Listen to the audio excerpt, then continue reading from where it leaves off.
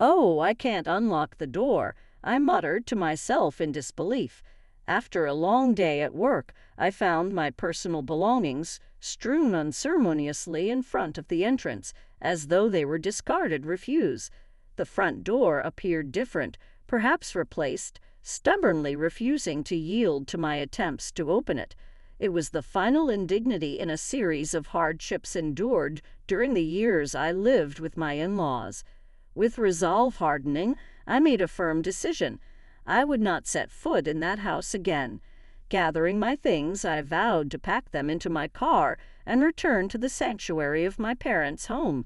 Months passed, and just as suddenly as I had left, a message arrived from my estranged in-laws, rekindling the connection long thought lost. "Hello, my name is Emily. I'm 35 years old. My husband, Tom, is 5 years my junior.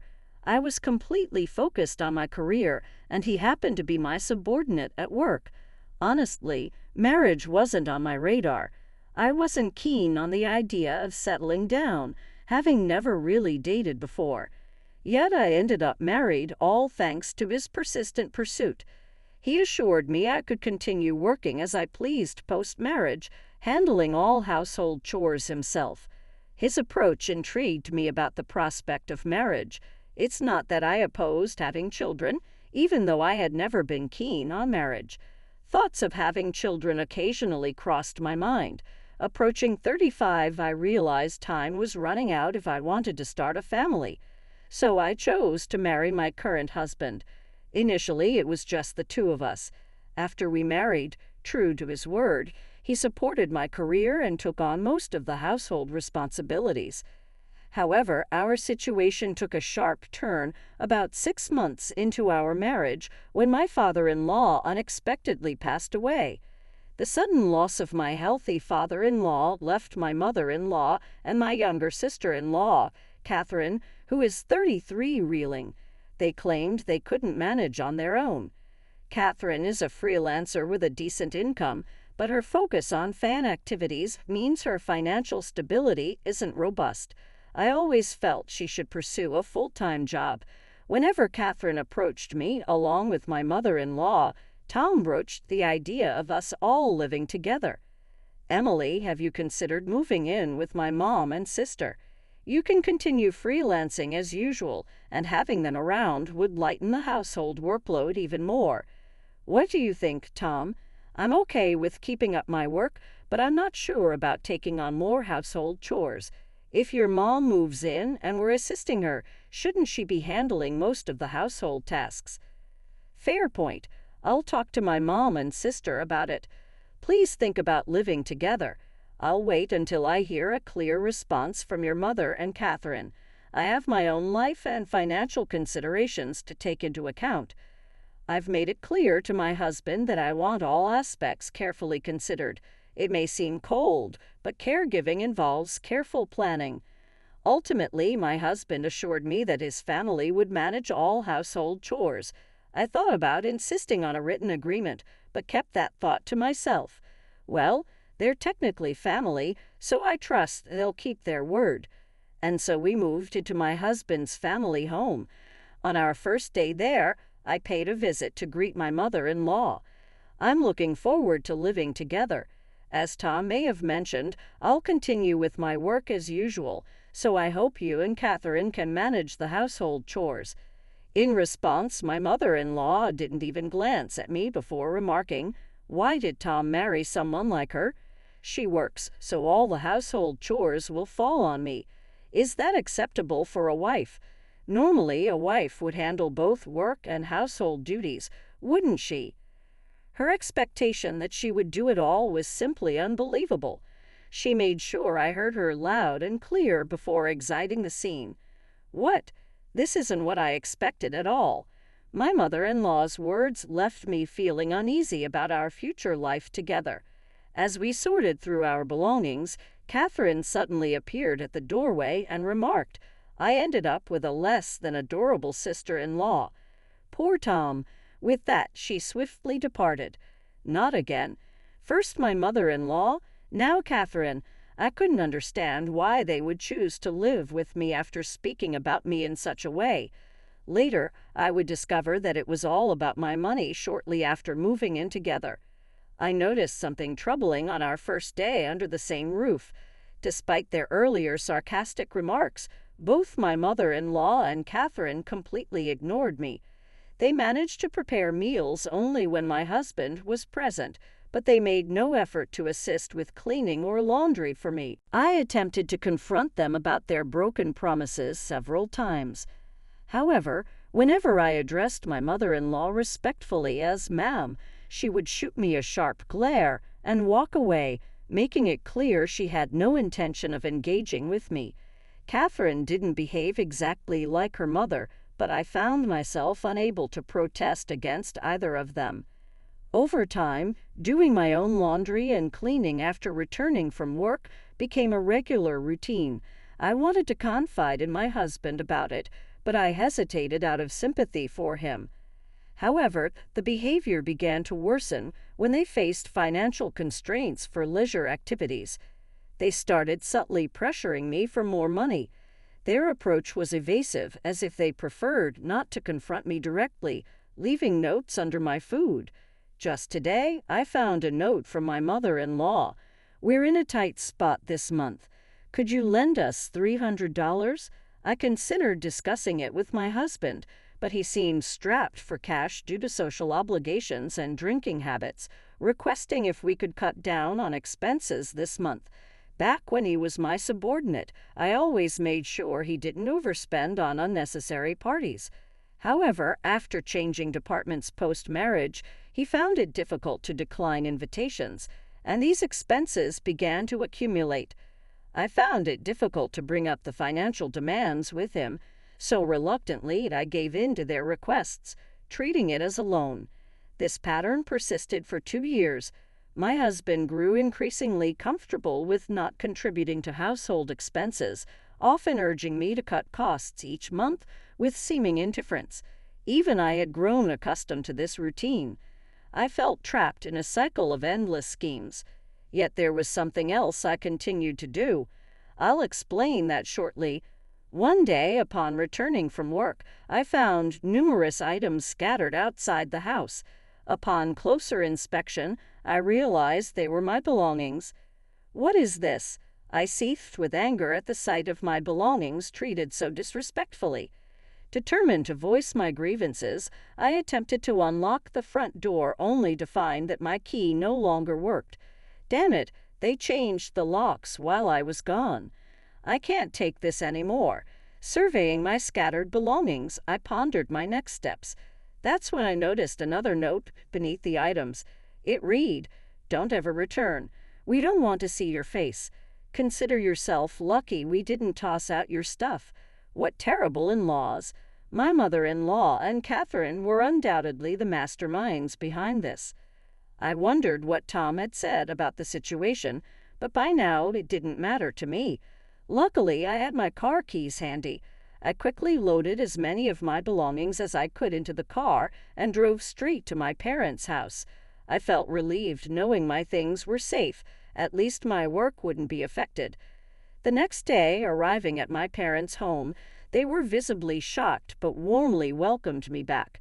It felt comforting to be in my childhood home again, a place I hadn't visited much in the past 2 busy years. Sipping the tea my mother brewed, surrounded by the familiar warmth, my father asked, "Why did you bring all your belongings here? Did you leave their house?" Marriage requires patience. I used to reflect on the weight of those words. For 2 years, my interactions with my mother-in-law and Catherine were sparse, limited mostly to the occasional reminder notes about money. Tom gradually became reliant solely on my income and recently felt like he viewed me merely as a convenient ATM. I endured this situation until now. When I confided in my parents, they empathized, saying, "Emily, you've been patient enough. We won't ask you to endure any longer. Now that they've driven you away, there's no reason to go back, right? Perhaps you should consider sending Tom a divorce notice." "That's true," my father said. "He seemed like a decent young man when you married him, But money has a way of changing people. It's a shame. Both my father and mother showed genuine sympathy for me, a kindness I hadn't experienced in the past 2 years. Tears unexpectedly welled up in my eyes. "Has it been that tough for you?" my father asked, his expression filled with concern. "No, it's just that I haven't felt this level of sympathy in a long time. It's comforting. Like you said, Dad, I'll send Tom the divorce papers, but I want to observe the situation for a while. I have a feeling something interesting might unfold soon." Indeed, I sensed that some action would unfold soon. Surprisingly, that moment arrived about 3 months later. By then, I had moved out of my parents' home and settled into a new apartment of my own. Never did I imagine reclaiming control over my earnings to spend as I please.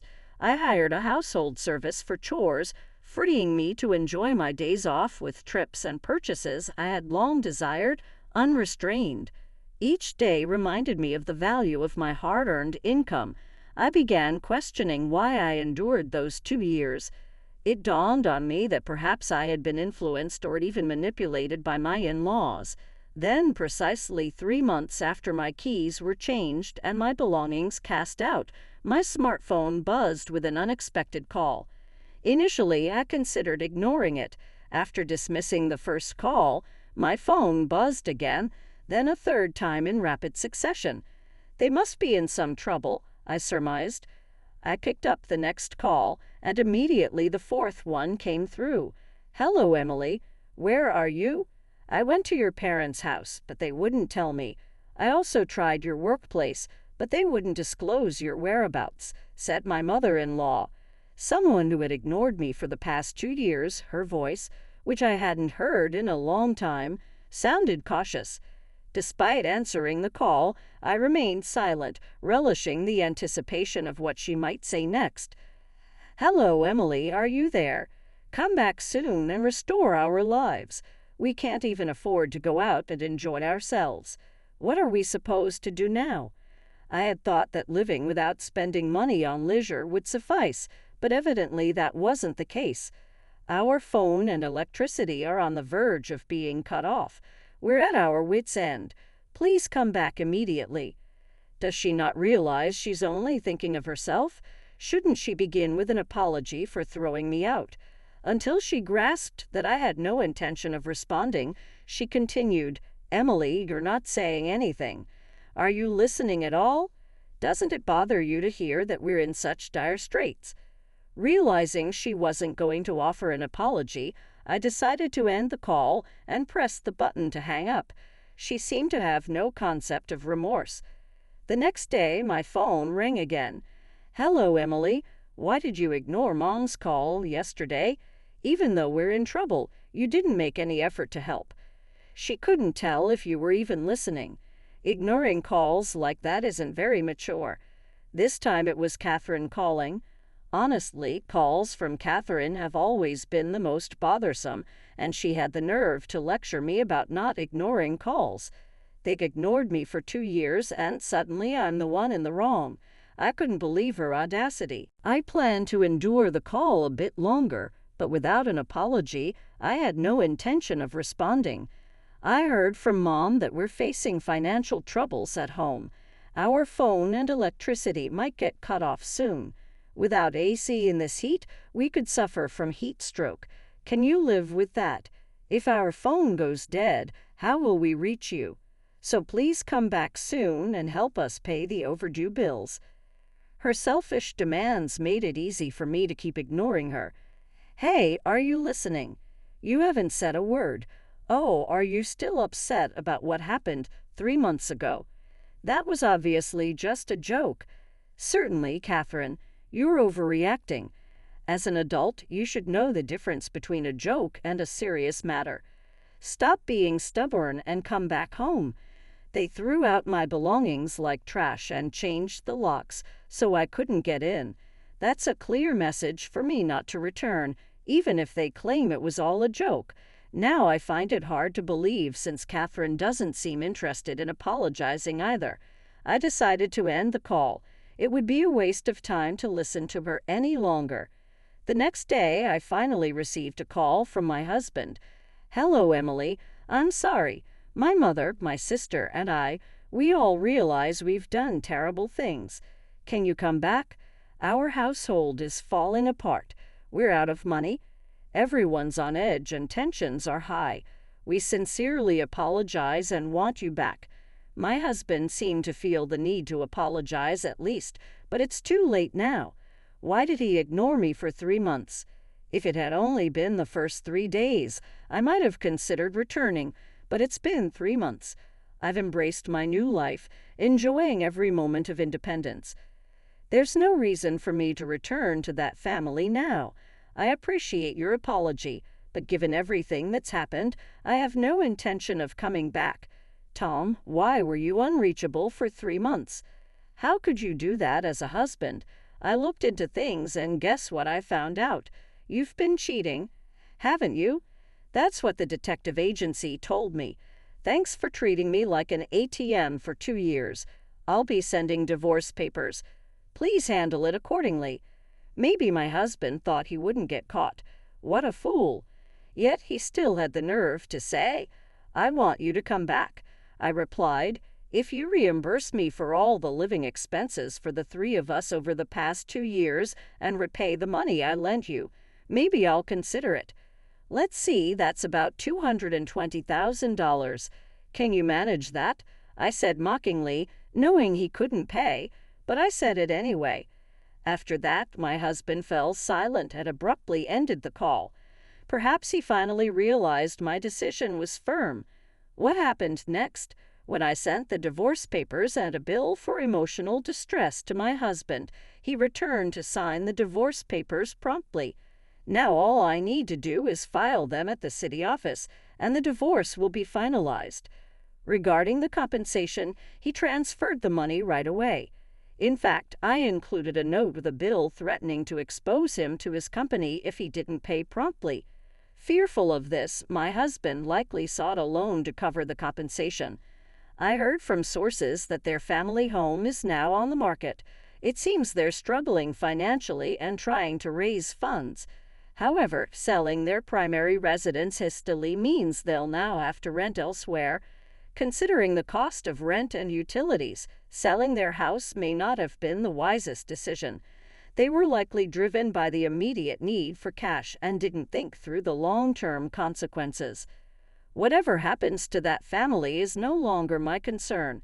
As for me, I'm thoroughly enjoying my single life. I've had my fill of marriage. Moving forward, I plan to work hard and savor my personal life, embracing my independence.